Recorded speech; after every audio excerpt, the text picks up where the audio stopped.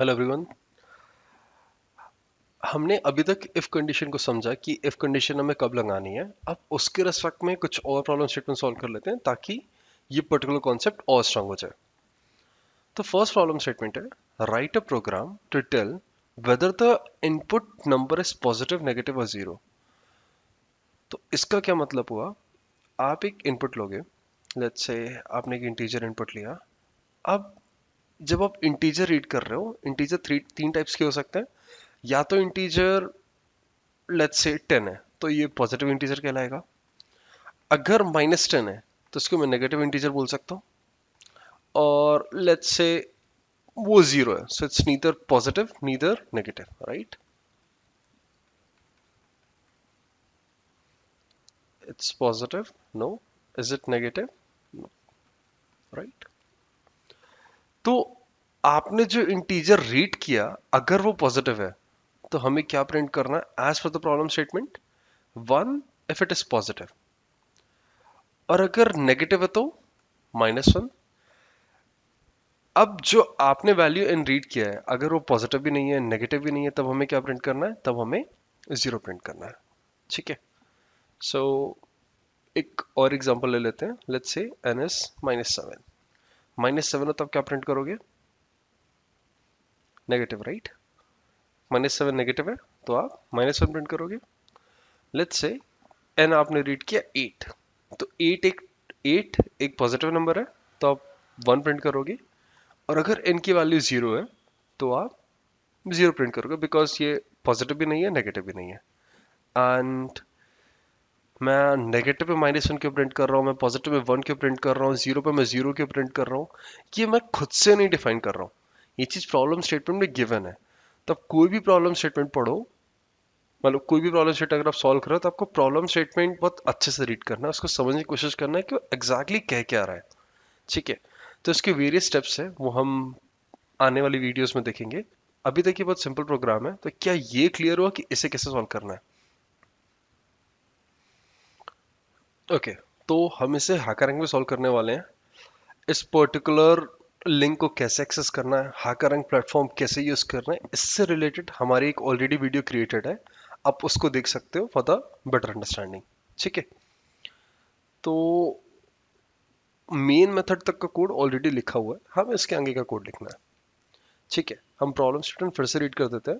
Right a program to tell whether the input number is positive negative zero. अगर number positive है तो 1 print करेंगे, अगर number negative है तो -1, और अगर जीरो है तो like it's neither positive negative, तो हम सिर्फ जीरो प्रिंट करेंगे। ठीक है। And single line containing N integer. तो ये आपका इनपुट फॉर्मेट है। इनपुट फॉर्मेट आपको क्या बोल रहा है कि आपको एक इंटीजर रीड करना है। ठीक है। आपको एक इंटीजर रीड करना है, उसके विशेष आपको बताना है कि वेदर नंबर पॉजिटिव है नेगेटिव है कि जीरो है। तो अगर आपको कोई भी वैल्यू यूजर से रीड करनी है तो क्या मैं बोल सकता हूँ आपको स्कैनर क्लास का यूज करना चाहिए? Correct.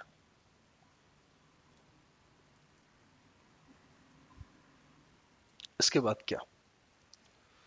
Logic to read the integer, right? sc dot next int. अब हमें चेक करना है कि n पॉजिटिव है कि नहीं है। इसको चेक करने के लिए हम क्या करेंगे? हमें अब कैसे बोल सकते हो कि n एक पॉजिटिव नंबर है? n को पॉजिटिव तभी बोल सकते हो जब वो जीरो से बड़ा हो, करेक्ट? और अगर वो जीरो से बड़ा है तो आपको क्या प्रिंट करना है? System dot out dot print. देखो, हमने पहले भी डिस्कस किया था कि अगर जब आप प्रॉब्लम स्टेटमेंट सॉल्व कर रहे हो, अगर मगर आ रहा है तो डेफिनेटली आपका इफ एल्स इफ कुछ ना कुछ डेफिनेटली लगेगा। कब क्या लगाना है वो आपको समझ कर आइडेंटिफाई करना है। ठीक है। नाउ अगर n की वैल्यू जीरो से बड़ी नहीं है तो n की वैल्यू और क्या हो सकती है? जीरो से छोटी, करेक्ट? अगर जीरो से छोटी है तो मुझे क्या प्रिंट करना है? -1।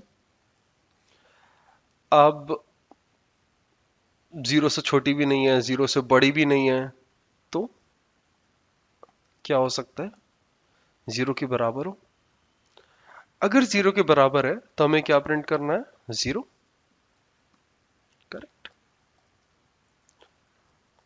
नाउ ये लॉजिक करेक्ट तो है, बट अब आप खुद सोचो, अगर कोई नंबर जीरो से बड़ा नहीं है, जीरो से छोटा नहीं है, तो क्या मैं फॉर श्योर बोल सकता हूं कि वो नंबर जीरो है? तो उसको चेक करने की अलग से जरूरत है क्या? नहीं। तो इसको अपन हटा सकते हैं, ये आपका डिफॉल्ट केस हो जाएगा इफ एल्स में, कि फर्स्ट कंडीशन भी सही नहीं है, सेकंड कंडीशन भी सही नहीं है, तो बाय डिफॉल्ट हम मान के चल रहे हैं कि वो एल्स ब्लॉक में जाएगा ही जाएगा। और इसका बेसिक एग्जांपल यही था कि जो n की वैल्यू वो जीरो से बड़ी भी नहीं है, छोटी भी नहीं है, तो जीरो के बराबर ही होगी। ओके, तो वो एल्स ब्लॉक में जाएगा एंड जीरो प्लेट हो जाएगा। सो जब आप रन कोड करते हो, तो सैंपल टेस्ट केस टेस्ट होता है। For example sample test case क्या था कि इनपुट 10 देंगे, आउटपुट 1 आना चाहिए, और वैसा हो रहा है। सेकंड क्या था, -10 इनपुट होगा तो आउटपुट -1 आना चाहिए। तो आप टेस्ट जीरो टेस्ट वन आप यहाँ पे चेक कर सकते हो। आपको कोई और नंबर इनपुट देके टेस्ट करना है पर्टिकुलर प्रोग्राम को, तो इस पर्टिकुलर चेकबॉक्स आप सेलेक्ट करो। लेट्स से मैंने दी 25। अब 25 दिया तो आउटपुट क्या आना चाहिए, 1। जब आप रन कोड पे क्लिक करोगे, इस 25 को एज एन इनपुट लेगा एंड आपके कोड को रन करके बताएगा। ओके, तो रन करने पे आउटपुट 1 आ रहा है। एंड जब आप कोड को सबमिट करते हो, जितने भी हिडन टेस्ट केसेस हैं वो एग्जीक्यूट होते हैं। एंड हिडन टेस्ट केसेस क्या है, over the period of time आपको ये चीज समझ में आने लगेगी। ठीक है, तो जैसे ही आपने कोड को सबमिट कर दिया, आप लीडर बोर्ड में जाके देख सकते हो कि आपकी रैंकिंग क्या है। ठीक है, so based on various submission आपकी रैंकिंग यहाँ पे चेंज होगी। ठीक है, एंड हर एक क्वेश्चन के रेसिपी में आपको पॉइंट्स मिलेंगे। So thanks for watching. इस पर्टिकुलर क्वेश्चन में इतना ही था।